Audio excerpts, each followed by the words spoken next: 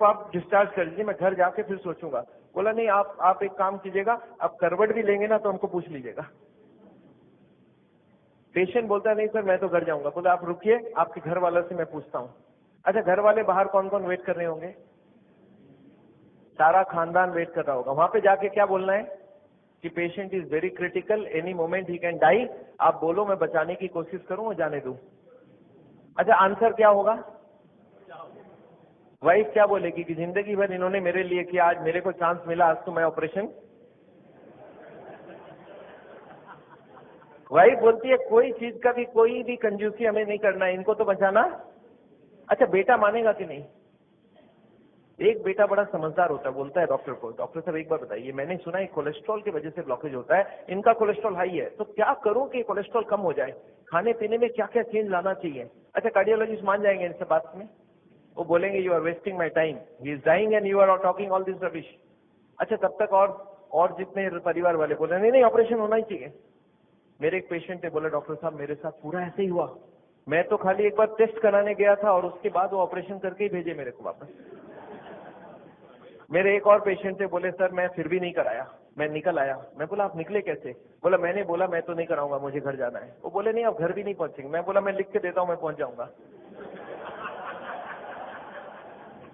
फिर मैंने लिख के भी दे दिया, फिर भी वो जाने नहीं दिया। फिर मैंने लास्ट बोला, मैंने बोला देखो मैं करने तैयार हूं, पर प्रॉब्लम है मेरे पास पैसे नहीं है, आप फ्री का कोई ट्रीटमेंट हो तो करवा डालो।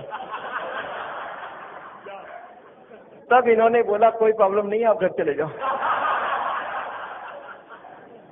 फिर मैं जब घर जाने लगा तब फिर से बुलाया उन्होंने, बोला अब आप एक बार बताओ ये इतने पैसे आप कितने दिन में इकट्ठा कर सकते हो? तब मैंने बोला देखिए मुझे प्रॉपर्टी बेच के आना होगा, 2 महीना लगेगा। फिर मुझे 2 महीना उन्होंने टाइम दे दिया। बोला अब कोई प्रॉब्लम नहीं है, 2 महीने बाद ही ऑपरेशन होगा। आपको समझ आ रहा है ऑपरेशन कब रुक सकता है? दिस इज, मैं ये नहीं बोलूंगा सारे जगह एग्जैक्टली यही हो रहा है, पर इसका ही कुछ छोटा मोटा रूप ये हॉस्पिटल का सिस्टम है। पर एक बात मैं जानता हूं, हॉस्पिटल को ये चॉइस देना चाहिए पेशेंट को। देखो the blockage is so much so much so much, these are the reason. आप देखो क्या चाहते हो, आप अगर अपने आप को बदलोगे तो ऑपरेशन रुक सकती है। आप नहीं बदलना चाहते हो तो मैं ऑपरेशन कर दूं, उसके बाद जाके बदलने का कोशिश करो। But the hospitals don't give chance. उनको मालूम है ये एक मौका है, ऑपरेशन कर लेते हैं, बट उसके बाद भी उनको यही करना पड़ेगा। लाइफस्टाइल चेंज तो पेशेंट को फिर भी करना पड़ेगा। मैं जानता हूं हार्ट के पेशेंट्स को मैं 3 चीज देखते दिखाऊं, एक तो दवाइयां हैं, एक बाईपास और एक एंजियोप्लास्टी। ये दवाइयां मैं आपको एक बार समझाना चाहता हूं दवाइयां क्या काम करती है, और another 10 minutes I will take. देखिए ये ट्यूब है जिसमें कोई ब्लॉकेज नहीं है और ये 80-90% ब्लॉक है, दिख रहा है आपको? अब ये पेशेंट को चलने से दर्द होता है, एक दवाई ऐसी है जो दवाई देते ही ये दर्द कम हो सकती है। कौन सी दवाई है? सॉर्बिट्रेट, नाम सुना आपने? क्या करता होगा सॉर्बिट्रेट? देखिए क्या करता है Sorbitrate. This is what is the action of Sorbitrate. क्या हुआ? ट्यूब चौड़ी हो गई, ब्लॉकेज वहीं की वहीं रह गई, ट्यूब चौड़ी हो गई, ट्यूब थोड़ा फैल गया, फैलते क्या हो गया? ब्लड सप्लाई बढ़ गई। पेशेंट बोलता है मुझे अब कोई दिक्कत नहीं है, पर ये दवाई का असर रहेगा 8 घंटे बाद, तो 8-8 घंटे में एक सॉर्बिट्रेट देनी पड़ेगी। एक पेशेंट मेरे को बोला मैं सॉर्बिट्रेट नहीं लेता हूं, मैं मोनोट्रेट लेता हूं। मैं बोला वो भी सॉर्बिट्रेट का ही भाई है। तो ये जितने भी सॉर्बिट्रेट है उनका नाम मैं आपको दिखा सकता हूँ। These are all kinds of sorbitrate and all, ये सब दवाई हम लोग दे देते हैं। सॉर्बिट्रेट, स्मो, आइसोडिल, मोनोट्रेट, नाइट्रोफिक, पेंजिसेड, इम्डूर, वेंजिकॉर, वेसोट्रेट, मोनोट्रेट, सॉर्बिट्रेट, मोनोसॉर्बिट्रेट, नाइट्रोकंटीन, वेसोप्रीन, मोनोस्प्रीन, इस तरह की दवाइयां हम हार्ट के पेशेंट्स को दे देते हैं। एनीवे दवाइयां बहुत सारे तरह की मिलती है। एक होता है हार्ट की ऑक्सीजन की जरूरत को कम कर देता है, इसको बोलते हैं beta blocker, calcium channel blocker, फिर एस इनहिबिटर, ऐसे करके बहुत सारी गोलियां हम लोग हार्ट के पेशेंट्स को दे सकते हैं। I am not going to go into that detail. कुछ ब्लड पतला करने का दवाई भी देते हैं, आपने देखा है नाम, इकोस्प्रिन, कोस्प्रिन, एएसए, डेलिस्प्रिन, डिस्प्रिन, क्लोपिग्रेल, क्लोपिलेट, क्लोपिवास, सिरुविन, क्लैबिक्स, क्लोट्रेल, फ्लैजरिल, स्ट्रोमेक्स, डीप्लैक्स, इस तरह की गोलियां हम लोग देते हैं ब्लड को पतला करने के लिए। पर ये गोलियां देने से भी पेशेंट ठीक नहीं होता है, तो इसके लिए मैं चाहता हूँ लाइफस्टाइल चेंज करें, अपनी ब्लॉकेज को कम करें कि उनको देने की जरूरत पड़े ही नहीं। अच्छा, ये गोलियां इतनी खाएगी, इसके साइड इफेक्ट्स होती है क्या? अगर साइड इफेक्ट होती है कॉन्स्टिपेशन, तो कॉन्स्टिपेशन की और गोली दूंगा, और एसिडिटी हो जाए तो एसिडिटी की गोली दूंगा, और नींद ना आए तो नींद की गोली दूंगा। अच्छा बताइए बीमारी ठीक हो रहा है कि नहीं हो रहा है?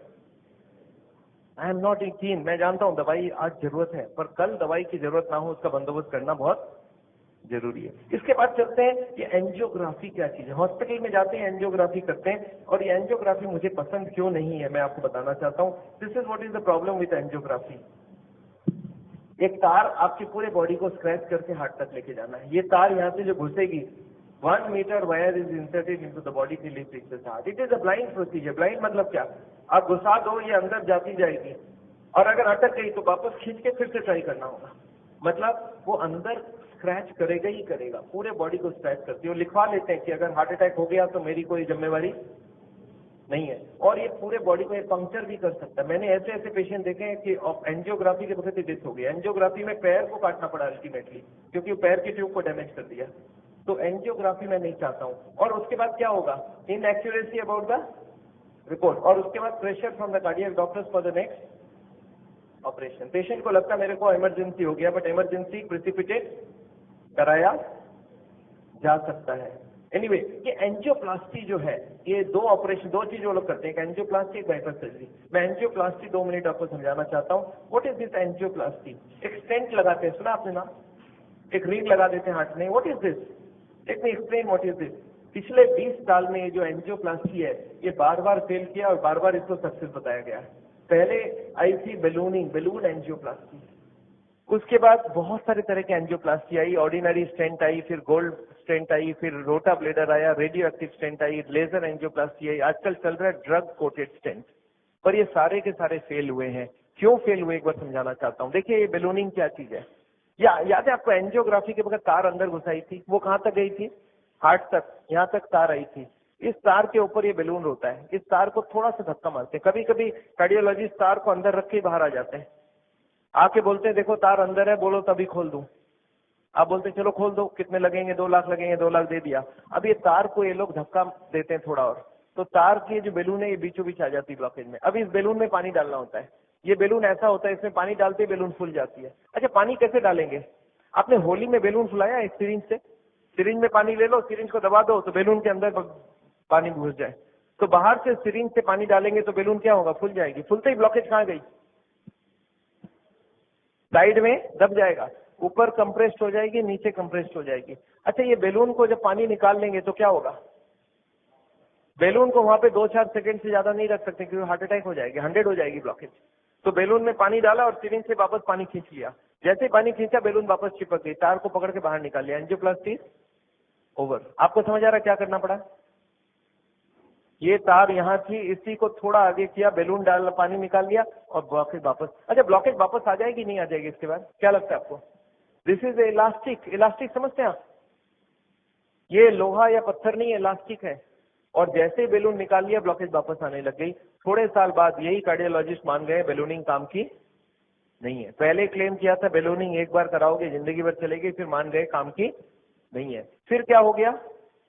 फिर वो बोले इसमें स्टेंट लगाना होगा। What is this stent? Look at this, this is the blockage. दिख रहा है आपको येलो कलर की?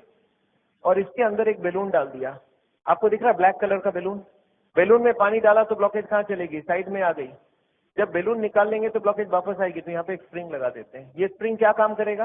ब्लॉकेज को आने से रोक देगा। आपको समझ आ रहा है स्प्रिंग का मतलब क्या है? अगर स्प्रिंग डाला गया इसका मतलब क्या है? कि ब्लॉकेज वापस आ रही थी। इसका मतलब पहले वाला जो क्लेम था वो गलत था कि बेलूनिंग करा लो ठीक रहा।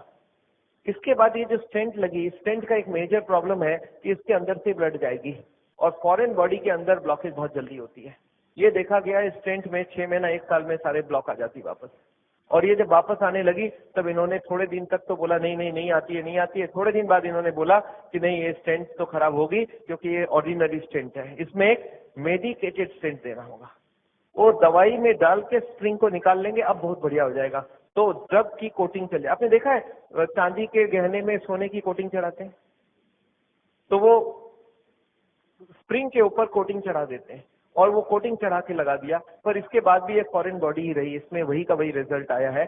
अभी लेटेस्ट है कि 66% people with in 1 year will come back with a reblockage. इसके बाद है बाईपास सर्जरी। एक बहुत बड़ी सर्जरी होती है। देखिए बाईपास सर्जरी मैं इसलिए नहीं चाहता हूँ, एक बहुत बड़ा सर्जरी है। एक पूरे चेस्ट को काटो, और इसको काट के, इसको चाकू से नहीं कटेगा, इसमें आड़ी से कटेगी। आड़ी समझते हैं आप?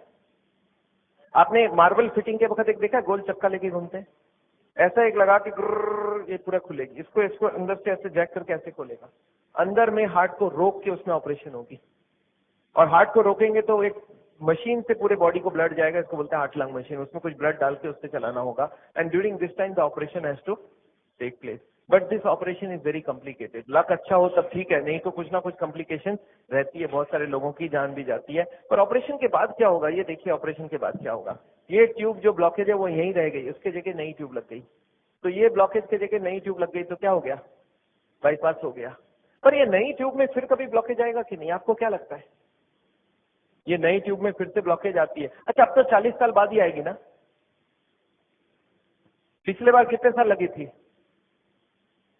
आपको याद है? देखिए एक वाई का जवाब सोच के देखिए, ओरिजिनल ट्यूब में कितने साल में ब्लॉकेज हुई थी? 20 से 40 साल। तो कितनी स्पीड रही? 2 से 4%, 6% पर ईयर। और एंजियोप्लास्टी के बाद अगर 2 साल में वापस रीब्लॉकेज होती है तो कितने साल हो गई? 40% पर ईयर। और बाईपास के बाद अगर 5 साल में रीब्लॉकेज आती है तो 20% पर ईयर। जो ट्यूब ओरिजिनली 2% की ब्लॉकेज कर रही थी, वो अब ऑपरेशन के बाद उसकी स्पीड क्यों बढ़ गया? क्योंकि अब वो ओरिजिनल नहीं रहा। हमारी बॉडी को जब तक ओरिजिनल रखो तब तक अच्छी बात है। हमारे प्राइम मिनिस्टर ने भी 2 बाईपास कराई है, एंजियोप्लास्टी 5 स्टेंट लगाई है, पर मैं जानता हूं उसके बाद भी तो फिर से कराना पड़ा। एक बार कर लिया, दूसरी बार कराया, कब तक करा सकता आदमी? और मैं जानता हूं बॉडी में एक बार कॉम्प्लिकेशन कराना, उनके लिए तो चलो बहुत बड़ा टीम लगेगा। हर आदमी के लिए इतनी बड़ी टीम नहीं भी लग सकती है, और इतना बड़ा ऑपरेशन नहीं भी कर सकते ठीक से। पर मैं जानता हूं अगर ऑपरेशन बिना ही हमारी काम बन जाए, अगर हम लाइफस्टाइल को ही चेंज करके कर सकते हैं, तो हम ऑपरेशन क्यों करवाएं? And this is what is the contention. Never delays, मैं हार्ट के पेशेंट को एक ही चीज समझाता हूं कि ब्लॉकेज अगर रिवर्स करना है तो उसके लिए थोड़ा आपको एक्यूरेसी करना होगा। What is this accuracy? You understand? This is the accuracy. इस पिक्चर को आपने देखा है, इसमें एक्यूरेसी लिखा है, कितना एक्यूरेसी है इसका मतलब? मैं आपको समझाता हूं। ये एक ड्रम है, ये ड्रम में मैं पानी भरना चाहता हूं और इसमें 15 छेद है। आप बताइए कितनी छेद बंद करने से ड्रम भरेगी? याद है 15 कारण है। अब इसमें से कितने को कंट्रोल करूं कि ड्रम भर जाए? सारे को करना होगा। अच्छा, मैं हार्ट के पेशेंट्स को क्या देखता हूं, उनको कुछ मालूम भी नहीं है इसके बारे में। वो क्या बोलते हैं, मेरा कोलेस्ट्रॉल कंट्रोल है, ट्राइग्लिसराइड ज्यादा है, शुगर कंट्रोल है, बीपी ज्यादा है। मैं बोला ऐसे नहीं चलेगा, सारे होल बंद चाहिए मुझे। बोलते मैं थोड़ा थोड़ा करूं तो कैसा चलेगा? मैं बोला थोड़ा थोड़ा से तक नहीं चलेगा। बोलते मैं बीपी कम किया हूं पर पूरा कम नहीं कर रहा हूं, 120 नहीं ला रहा हूं, 140 ही रखा हूं। मैं बोला नहीं चलेगा, मुझे सारे फैक्टर्स एक साथ कंट्रोल चाहिए। हाँ, इसके लिए शुगर, बीपी, कोलेस्ट्रॉल, ट्राइग्लिसराइड आपसे कम नहीं हो रहा, मैं दवाई देके कम कर देता हूं। पर स्मोकिंग आपको पूरा ही बंद करना होगा, खाने में तेल आपको बंद